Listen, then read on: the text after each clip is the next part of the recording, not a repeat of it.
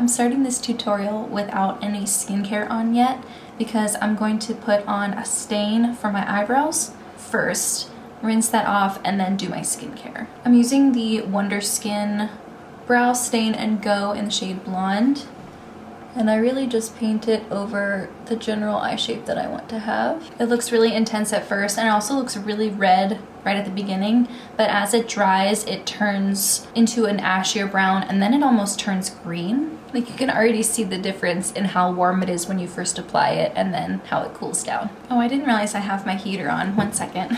I'll let this sit for a minute or two, and then the way I typically rinse it off is I just dip my face under the faucet in my bathroom sink and let a little bit of water run over my brow, and then just kind of go like this with my hand until all of the dye is gone. I know it's ready when it's turning green and when it doesn't feel wet when I fan it with a postcard. I rinsed off the brow stain, and you can see it's a pretty significant difference, and it stains the skin underneath your brows too, so they just look fuller, and any gaps I had are now filled in. I also did my skincare, and I'll show you really quick what I used. This is the Good Molecules Yerba Mate Eye Gel, and then I used the Make Beauty Micro Ferment Rice Essence, and then the Ordinary's Natural Moisturizing Factors plus HA face cream. And then I also put on the Smashbox Photo Finish Primerizer as my primer. 99.9% of the time, I mix a bunch of different things to create like my perfect foundation shade. I have this AOA CC cream in the shade Fair. It is a little too deep for me. I wouldn't say this is the most full coverage foundation out there though. It has a really nice finish. That's what it looks like. It's not too incredibly deep, but it is still a little too deep. And then I put some green color corrector. This one I have on hand is from LA Colors. So I just add a little bit of whatever was on the doe foot applicator onto the back of my hand. And then I add some white foundation. This is from LA Girl, and it's the Pro Color Foundation Mixing Pigment in the shade White. And this is a pump. I usually just do like a half a pump at first. So this is what the combo looks like. So I mix it on the back of my hand, and then I determine if I want to add anything to adjust it further. I think I can add a tiny bit more of the white. I added another half a pump, and I think that's pretty good. It's not gonna be this opaque on my face. And then honestly, in the morning, I just kind of go like that. Just take whatever I have on my finger and put it onto my makeup sponge, and then grab whatever is left on the back of my hand and blend it in. It looks a little extreme when I first apply it, but once it's blended out, you can see it's a pretty good match for my neck. And that hint of green in there does a really good job at canceling out any of the redness I have on my skin. And I prefer to use a sponge. I think it just gives me the type of finish that I want. I am using a relatively high coverage product, but I don't want it to look thick on my skin. I want to try to make it look as much like my skin as possible. And I put this everywhere, including under my eyes and around my eyes. I feel like the more I can even out with my foundation, the less concealer and stuff I'll have to use down the line. It blanks me out quite a bit. It makes me look really pale, but once I add all the rest of the powders and stuff, it does look like a really good match. I'll grab a little bit of the Pixie Peach color corrector. I just grab a little on the back of my fingernail and then rub that between my two finger pads and apply it kind of lower on the under eye. And then on this side I have a vein, and so I do kind of carry it a little bit further out. Then I add the Jason Wu eyeshadow primer, just putting a little dot of it on my finger pad, rubbing that together and tapping it on. I'll just make sure I get like an even layer everywhere. I know that looks like a lot. And then once I have it applied where I want it, I take my sponge again and just go over it to blend it out a little bit. For my cream blush, I've been wearing the Merit blush a lot and then mixing it a little with this Vive Skin Dew Glow Multitasker. It's kind of like a glowy primer product. Has a little bit of a golden sheen to it. So I just use a tiny bit of it on the back of my hand, and then I just scrape off some of the blush with the back of my fingernail again, apply it, and then mix it together. I apply cream blush with the bottom of my makeup sponge. I take the blush that I have on the back of my finger from mixing and apply that, and then go through and grab the rest of that cream blush and pat it on the top of my cheekbones. I like to apply my cream blush before my concealer because I feel like when I apply that cream blush, it does take some of the product from where I have that vein there. And I also have a zit right there as well right now. And then for concealer, I'm using the Vive Modern Radiance Concealer. I have the shade Light 1.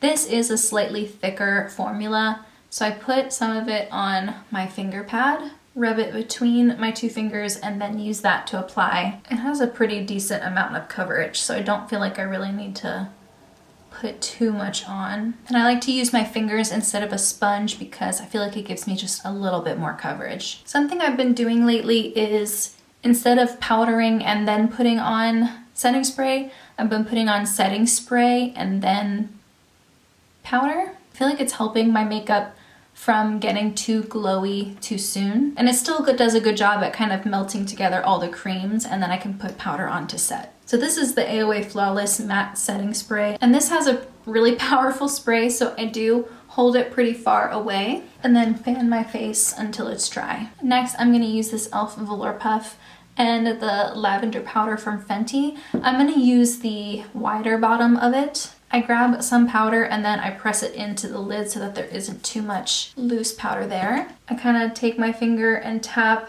the lower lash line just to get any creasing out, and then I press. And then typically I'll also just use whatever I have left on the puff to press my eyelid and kind of just go around and keep pressing. Then I'll take the entire puff and use this Wonder Skin powder, kind of just tapping it on top until I get a pretty even coat, and then press that on my face. I know it looks a bit like too much, but I will use a brush to pat off the rest of it. Using a puff has just like revolutionized makeup for me over the past couple of months, especially when I use loose powders.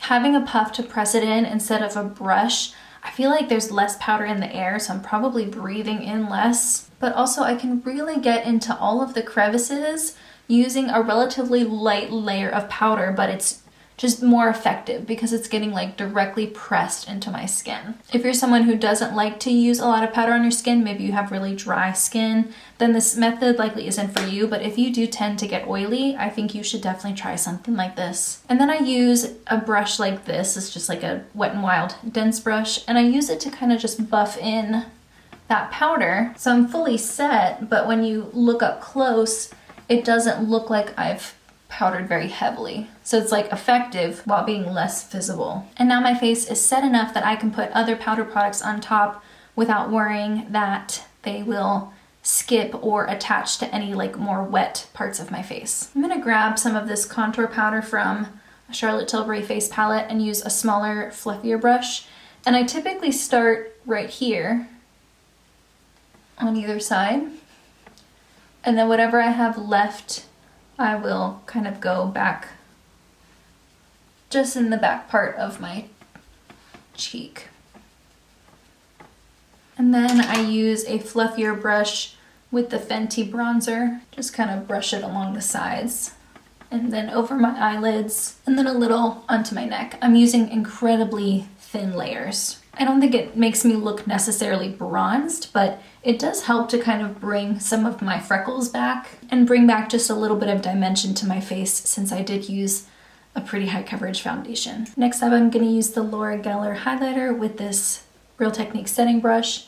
Just put some right on top. Sometimes I use a stipple brush, sometimes I just use this. And then I do use that same brush I was using for my powder to kind of go through and buff it into the skin and make it a little less visible so that I still have a glow. It looks glowy, but not super detectable. Let's bring you in a little closer for eyes. I have these two Ulta singles. One is a matte white and the other one is a matte slight pink. And I grab a fluffier brush and just kind of go between the two. And I focus that on the inner third of my eye, especially the inner corner here, and then maybe under my brow bone a little bit. It's a subtle difference, but I think it helps bring some brightness back to that area. And then I'm mostly going to be using shades from the Retro Glam palette from Natasha Denona. I'm only using one of the greens though. I'm focusing on mostly the browns. This shade Lucy here is like my perfect brown crease shade. I use a soft, fluffy brush to grab that and work it into my crease. And it's subtle enough that I don't necessarily need to be incredibly precise. I can kind of just blend it everywhere. I then use still a fluffy brush, but it's slightly more pinched. And I go in with the deeper brown shade. This is called Faye. Really, really similar to Lucy, but just a tiny bit deeper. And that's why I'm using a slightly smaller brush. I'm going to focus it more in the crease. And then use that original brush that I was using to apply Lucy and blurring the edges. Next I'll grab, again, still a fluffy brush, but more pointed. This is the Zoeva 231 Luxe Petite Crease Brush. And instead of using a matte brown to deepen up the outer third, I'm instead going to use one of the satin shades from this line. I will use Maxi. It's this one right here. Just focusing that on the outer corner where it meets the crease color. And I'll likely go back and build that a little bit later on. Going back to that brush I was using with Faye, just slightly blurring the outer edges. Next I'll grab this shimmery green here in the corner called Marlin and focus that on the center of the lid, working it up to the crease only slightly. And then I'm going to use the shade Aqua Vitae, but if you have the Retro Glam palette, you can use Palladian and it'll give you a really similar effect, but I'm just using a slightly brighter shimmer shade on the inner corner, and I'm just going to apply that with my fingers, kind of work it up into the crease as well. And then I'll go in with a clean, fluffier brush, kind of just go over so that the shimmer is kind of buffed out a little bit as it goes up in the crease. And then I'll touch up that deepest shade in the outer corners. I like using these satin shades on the outer corners because I think it just helps bring a brightness to the look overall. It feels less harsh than a matte. And then using this Flutter shade in the corner, this is more of a sparkly topper, and I'm gonna grab that with my finger pad and then kind of just tap it all over the lid. I don't know how apparent that difference is on camera, but in person it just kind of gives like a really beautiful dispersed sparkle. And then I'm gonna use the shade Arcana from Cleona as my inner corner highlight. But again, if you wanted to use either that gold shade or go back to Palladian again, there's a couple different options from this palette that you can use on your inner corner as you see fit. When I put things on the inner corner, like yes, I do put them in the actual inner corner, but I also like to pull them upward as well. It adds a bit of brightness, and with this having a subtly different shift than the rest of the eyeshadows, I think it just adds a little more interest too. And then for blush, I'm actually going to use eyeshadows because I want to go for something more orangey peach, and I don't have any blushes like that. So I have these two singles from ColourPop, Issues and Wait For It, and I'm going to grab a little bit of Issues, just a touch of Wait For It, like just a little bit, and then maybe pat some of that off on the mat in front of me and build it slowly. But yeah, I just want to add a little bit of a peachiness to my cheeks. And then if I want to tone it down a little, I can go back in with that brush just to soften the edges. There might have been a tiny bit of fallout, and I think with just touching that part of my face so much, the concealer has come off of that portion of my face. So I'm going to grab a tiny bit more of that concealer, just pat it there, make sure it's blended in really well, and then go back in with that puff and repowder. Maybe add a tiny bit more blush so that it looks more cohesive. Next, I'm going to curl my eyelashes. Instead of black or brown eyeliner, I'm instead going to use this green one from Wonder Skin in the shade Olive. I typically only apply liner in the upper lash line, so I'll put a generous coat of that and then use this angled liner brush from Essence to further press it into my lash line. And then whatever I have left on the brush, I'll use that to create a little bit of a wing. And then use the Ilia Limitless Lash Mascara and put on 2 coats. And I actually ran out of my Essence nude liner that I typically put on my lower lash line. So instead, I'm just gonna run some of this coconut shade. It's an Ulta single. It's a really light cream yellow color. I'll just run that along my lower lash line to brighten things up a little. Adding that second coat of mascara. This mascara is so good. And then for my lips, I'm using this AOA lip liner in the shade Cuddle. It's really peachy and really creamy. I kind of apply and then blend it out as I go. And then yes, I am going for a peachy lip, but I don't typically go this warm. So I am gonna grab some of the new Mauve NYX lip liner to kind of ever so slightly tone it down. And then add a little bit of Fenty Glow on top. My hair's a little damp, so let me go finish drying that and maybe put on a matching shirt, and then I'll show you the final look. All right, so this is the final look.